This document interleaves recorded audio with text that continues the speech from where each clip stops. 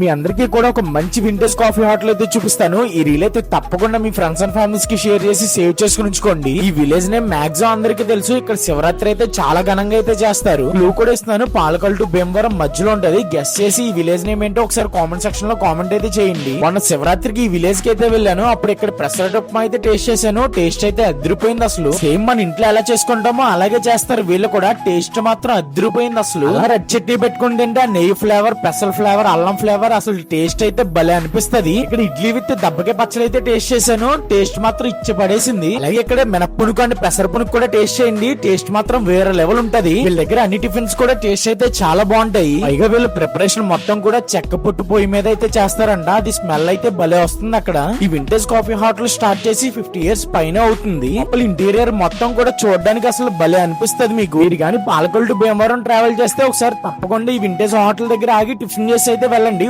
Only morning time మాత్రమే ఉంటది ఇక్కడ. అలాగే వీళ్ళైతే 2 చట్నీస్ అయితే ఇస్తారు. ఈ వింటేజ్ కాఫీ హోటల్స్ కి ఓనర్స్ వీళ్ళిద్దరు. అడ్రస్ చెప్తాను, ఈ రీల్ అయితే తప్పకుండా సేవ్ చేసుకుని ఉంచుకోండి. మన శివదేవుని చిక్కాల బస్ స్టాండ్ దగ్గర ఉంటది. ఒకసారి అయితే తప్పకుండా అయితే విజిట్ చేయండి. అలాగే ఇలాంటి మంచి మంచి వీడియోస్ కోసం మన మోహిత్ వైబ్స్ అయితే తప్పకుండా ఫాలో అవ్వండి.